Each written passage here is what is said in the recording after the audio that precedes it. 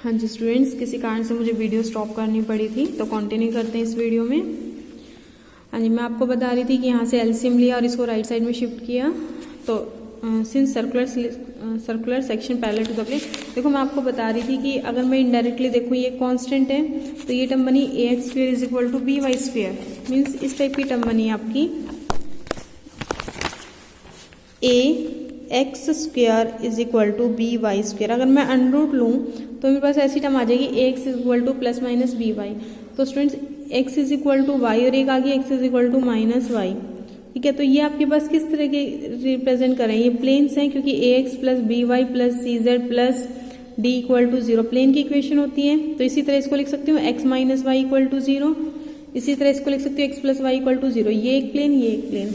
तो स्टूडेंट्स यहाँ ये आपको क्या रिप्रेजेंट कर रहे हैं, पेयर ऑफ प्लेन रिप्रेजेंट कर रहे हैं।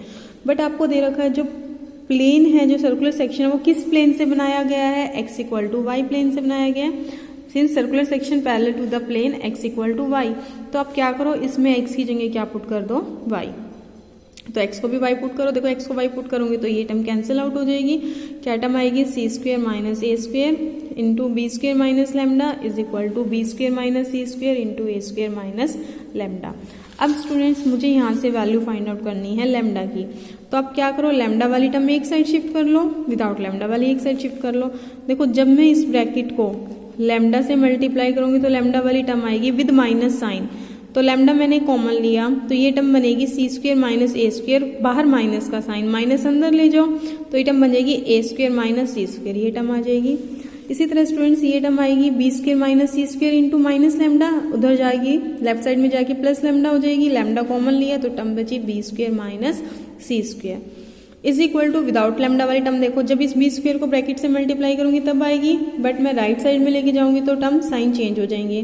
तो ये C square B square negative minus A square B square की जगह plus A square B square, यहाँ ए स्क्वेयर से मल्टीप्लाई करो B square A square minus A square C square.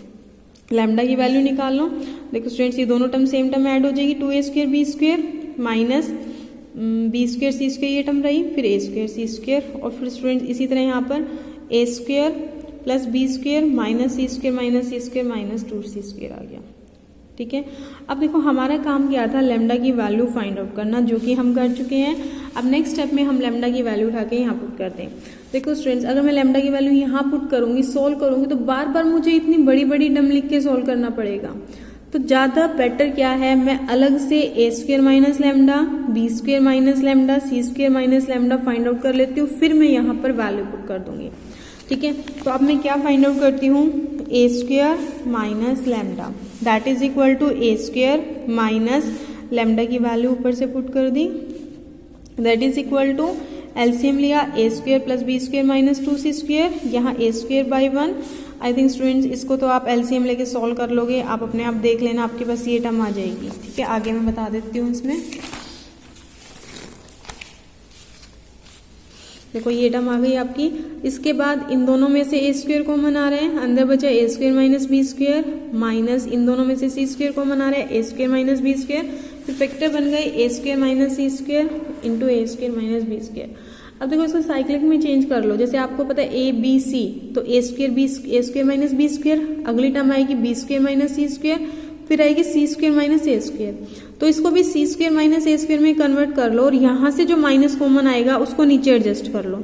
तो यहाँ तो लिखा मैंने C square minus A square into A square minus B square, नीचे टर्म आ जाएगी 2c square minus A square minus B square. इसके बाद students B square minus lambda, C square minus lambda, ये आप खुद फाइंड आउट करोगे, ये आपको करके दिखाना है, सिमिलरली करके नहीं लिखना। ठीक है, तभी मैंने लिखा है डू योर सेल्फ, ये आप खुद करोगे। अब क्या करना है, put values of A square minus lambda, B square minus lambda, C square minus lambda in one क्या थी आपकी इक्वेशन ऑफ कॉन्फोकल कोनिकॉइड। तो इक्वेशन ऑफ कॉन्फोकल कोनिकॉइड थी x square by A square minus lambda. देखो ये टर्म थी आपकी x square by A square minus lambda, तो यहाँ स्क्वेयर माइनस लेमडा की वैल्यू पुट कर दी हमने, ये वैल्यू देखो यहाँ पुट कर दी। तो जो डिनोमिनेटर वाली टर्म थी ऊपर चली जाएगी, ऐसे ही बी स्क्वेयर माइनस लेमडा की वैल्यू पुट करी, सी स्क्वेयर माइनस लेमडा की वैल्यू पुट करी। इसके बाद स्टूडेंट्स ऊपर न्यूमरेटर में देखो 2c square minus A square minus B square, ये कॉमन आ जाएगा यहाँ, और इस टर्म को राइट साइड में शिफ्ट कर देना तो ये नीचे चला जाएगा। ठीक है। और आपको यही प्रूव करना था कि इक्वेशन ऑफ कॉन्फोकल ये आनी चाहिए, जो कि हमारी आ चुकी है। फिर भी स्टूडेंट्स आप इसको पढ़ के देखना, अगर कोई प्रॉब्लम आती है मुझे मैसेज कर देना, ठीक है। नेक्स्ट हम लास्ट क्वेश्चन करते हैं, इसी वीडियो में सम अप कर लेते हैं। इस टाइप के क्वेश्चन आपने कॉनिकॉइड में भी किए हैं। Prove that perpendicular from origin to the tangent plane to the ellipsoid. देखो स्टूडेंट्स, पहले तो मैं क्या लिखती हूँ, tangent plane to the ellipsoid लिखती हूँ, ठीक है। फिर उसके ऊपर लिखती हूँ परपेंडिकुलर फ्रॉम ओरिजिन की इक्वेशन। इट मीन्स पहले तो मैं टेंजेंट प्लेन की इक्वेशन लिखती हूँ इलिप्सॉइड पर, फिर लिखती हूँ परपेंडिकुलर की इक्वेशन, ठीक है। तो सपोज सबसे पहले मैंने सपोज किया let x1 y1 z1 be the point of contact. तो X square plus Y square plus X square by square plus Y square by B square plus Z square by C square equal to 1। ये तो ellipsoid है और ये इसके confocal की equation है। तो सबसे पहला काम क्या है, tangent plane to ellipsoid. Ellipsoid पर टेंजेंट प्लेन लिखो। देखो x1 y1 z1 मैंने पॉइंट ऑफ कॉन्टेक्ट लिया, तो टेंजेंट प्लेन की इक्वेशन क्या आ जाएगी, यहाँ से लिखो x1 by A square Y y1 by B square plus z1 by C square equal to 1। फिर हमने किसकी इक्वेशन लिखनी है, परपेंडिकुलर फ्रॉम ओरिजिन। अब देखो परपेंडिकुलर लिखने के लिए दो चीजें चाहिए। परपेंडिकुलर एक लाइन है, लाइन को लिखने के लिए दो चीज चाहिए होती है, एक पॉइंट और एक डायरेक्शन रेशियोज। देखो पॉइंट तो उसने दे ही दिया, perpendicular from origin, that is point आपके पास क्या आ गया 0 0 0, ठीक है। परपेंडिकुलर फ्रॉम ओरिजिन, तो पॉइंट तो आपके पास बन गया सीधा सीधा 0 0 0। टेंजेंट प्लेन, अब देखो सपोज ये परपेंडिकुलर है, ये इस प्लेन पर परपेंडिकुलर है, तो इसकी डायरेक्शन रेशियोज कहाँ से आएगी, टेंजेंट प्लेन से। टेंजेंट प्लेन की इक्वेशन क्या थी आपकी, देखो x1 by A square plus Y y1 by B square plus z1 by C square equal to 1। तो यहाँ x1 by A square y1 by B square z1 by C square, ये इसकी क्या आ जाएंगी, डायरेक्शन रेशियोज। तो equation of perpendicular बन जाएगी x minus 0 upon this, y minus 0 upon this, z minus 0 upon this, ठीक है। आगे पढ़ो क्या है, परपेंडिकुलर हमने ड्रॉ कर लिया from the origin to the tangent plane to ellipsoid. अब टेंजेंट प्लेन के बारे में क्या बोला, देखो tangent plane to the ellipsoid which touches it along its curve of intersection with confocal. यानी कि इलिप्सॉइड और कॉन्फोकल जहां पर एक दूसरे को इंटरसेक्ट कर रहे हैं, मीन्स कर्व ऑफ इंटरसेक्शन जहां पर है, टेंजेंट प्लेन वहां उसको टच कर रहे हैं। अब देखो सपोज ये आपके पास इलिप्सॉइड है, ठीक है। अगर ये इस पॉइंट पर मैंने टेंजेंट प्लेन ड्रॉ किया है, तो ये पॉइंट आपका कॉन्फोकल कोनिकॉइड पर भी होना चाहिए, क्योंकि उसने कहा है कि इलिप्सॉइड और कॉन्फोकल कोनिकॉइड जहां एक दूसरे को कट कर रहे हैं, जिस पॉइंट पर कट कर रहे हैं, मुझे टेंजेंट प्लेन वहीं पर ड्रॉ करना है। टेंजेंट प्लेन उसी पॉइंट पर उसको टच कर रहा है।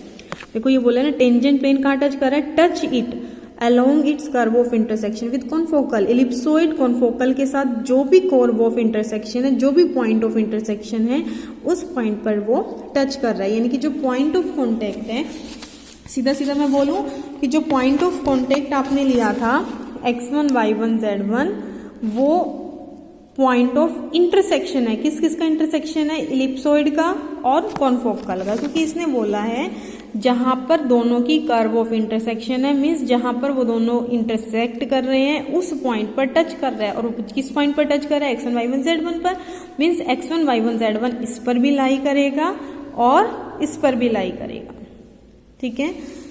तो दोनों पर लाई करेगा तो इसको सेटिस्फाई करेगा। तो नेक्स्ट स्टेप में मैंने क्या कर रखा है, point x1 y1 lies on 1 and 2, तो 1 पे भी पॉइंट x y z की जगह x1 y1 z1 पुट कर दिया और 2 पर भी पुट कर दिया, क्योंकि दोनों पर लाई कर रहे हैं, दोनों की कर्व ऑफ इंटरसेक्शन पर है, तो दोनों पर लाई करेगा, दोनों को मैंने सेटिस्फाई करवा दिया। आगे आपको क्या करना है, whose parameter is lambda lies on the cone. ये किसके बारे में बोला है, देखो परपेंडिकुलर के बारे में बोला है, perpendicular lies on the cone. ये परपेंडिकुलर इस कोन पर लाई कर रहा है, या मैं कहूं लोकस ऑफ परपेंडिकुलर ये कोन आना चाहिए, एक ही बात है। क्योंकि परपेंडिकुलर किसी पर लाई कर रहा है तो इट मीन्स ये इसको जनरेट कर रहा है। जैसे देखो यहाँ आपके पास, अब मैं ऐसे नहीं बता सकती, जैसे सपोज करो ये मेरे पास कॉन की इक्वेशन है, अगर परपेंडिकुलर इस पे लाई कर रहा है मीन्स ऐसे है, ये जो पेन है ये परपेंडिकुलर है, ये इसको जनरेट कर रहा है, या मैं कहूँ कि ये इसका लोकस क्या बन रहा है, कौन बन रहा है, तो मैं इनडायरेक्टली बोल सकती हूँ मुझे यहाँ क्या निकालना है, परपेंडिकुलर का लोकस। आपको स्टूडेंट्स ध्यान हो, मैंने आपको क्लास में बताया था कि जब भी किसी लाइन का लोकस निकालना होता है तो पहले मैं ऐसे लाइन की इक्वेशन लिख लेती हूँ, ठीक है। फिर मैं क्या करती हूँ, ये नीचे जो भी टर्म होती है इसके अंदर एक कंडीशन फाइंड आउट करती हूँ LMN के अंदर, और फिर इसी की हेल्प से, इसी लाइन की हेल्प से मैं LMN को एलिमिनेट करती हूँ, ठीक है। अब यहाँ देखो स्टूडेंट्स, यहाँ मेरे पास परपेंडिकुलर का लोकस निकालना है, ये परपेंडिकुलर की इक्वेशन है, ठीक है। अब यहाँ पर जो नीचे टर्म है इसके अंदर मुझे कंडीशन निकालनी है। अब जो नीचे टर्म है देखो ABC तो ऑलरेडी आपको स्टेटमेंट में दे रखा है, तो अननोन क्या है जो आपने खुद से इंट्रोड्यूस किया है, x1 y1 z1। It means मैं बोल सकती हूँ मेरा जो नेक्स्ट काम है x1 y1 z1 में कंडीशन निकालना और फिर इसी इक्वेशन की हेल्प से उस x1 y1 z1 को एलिमिनेट करना, ठीक है। अब देखो स्टूडेंट्स, ऑलरेडी मेरे पास जो 5 और 6 हैं ये x1 y1 z1 में कंडीशन है, तो मुझे निकालने की जरूरत नहीं है। अब मेरा नेक्स्ट काम है इसी इक्वेशन की हेल्प से x1 y1 z1 को एलिमिनेट करना। उसके लिए मैंने क्या कर रखा है, देखो इसको सपोज कर रखा है इज इक्वल टू r से, तो यहाँ से फर्स्ट और लास्ट से x1 की वैल्यू निकाल लेना। x1 की वैल्यू आ जाएगी a square x by R, किसको, इसको और इसको लेके x1 की वैल्यू निकाल लेना, इसको और इसको लेके y1 की वैल्यू निकाल लेना, इसको लेके z1 की वैल्यू, ठीक है। फिर ये वैल्यूज कहाँ पुट कर देना, 5 में और 6 में। वैसे तो देखो हमारे पास एक ही कंडीशन सफिशिएंट होती है, लेकिन आपको पता लगेगा मुझे दूसरी में क्यों पुट करना पड़ा, ठीक है। अभी आपको नेक्स्ट स्टेप में पता लग जाएगा। तो अब मैं क्या करूंगी, x1 y1 z1 की वैल्यू 5 और 6 दोनों में पुट कर दो। देखो पहले यहाँ पुट करो, x1 square a4 x square by R square, ये टर्म आ जाएगी, डिवाइड बाई a स्क्वेयर। ऐसे ही देखो यहाँ y1 और z1 की वैल्यू पुट कर लेना, ऐसे इसमें पुट कर देना, x1 स्क्वेयर की वैल्यू पुट करो यहाँ से, a4 x square by R square, ये टर्म आ जाएगी, ठीक है, divide by a square minus lambda, ये टर्म आ जाएगी। फिर यहाँ से देखो ये टर्म a स्क्वेयर से a स्क्वेयर कैंसिल, तो ये टर्म बनेगी a स्क्वेयर x स्क्वेयर, और देखो 1 बाई आर स्क्वेयर सब में है, कॉमन ले लो, 1 बाई आर स्क्वेयर कॉमन लिया तो ये टर्म आ जाएगी a square x square plus b square y square plus c square z square equal to 1। अब देखो मेरे पास ये इक्वेशन आ गई। अगर मैं दूसरी इक्वेशन की हेल्प ना लूँ तो मेरे पास यहाँ प्रॉब्लम आर की आ जाती है, क्योंकि जो चीज़ आप खुद से इंट्रोड्यूस करते हो उसको एलिमिनेट करना होता है, क्लियर है। तो यहाँ मेरे पास अगर आर अपने आप रिमूव हो जाता तो मेरे पास यही आंसर आ जाता, लेकिन मेरे पास आर स्क्वेयर रिमूव नहीं हुआ है, इसीलिए मुझे ये दूसरी इक्वेशन की भी हेल्प लेनी पड़ेगी। आई थिंक आपको समझ आ गया होगा कि मैंने दो कंडीशन क्यों यूज़ की है। तो इसी तरह सेकेंड इक्वेशन से भी क्या कॉमन ले लो, 1 बाई आर स्क्वेयर। अब आप क्या करो, इसमें आर स्क्वेयर को इधर ले जाओ, ठीक है, मैंने एक स्टेप मिस कर रखा है, इस आर स्क्वेयर को इधर ले जाओ तो R square equal to this term आ जाएगा। ऐसे इसमें भी आर स्क्वेयर को राइट साइड में ले जाओ, R square equal to this bracket आ जाएगी।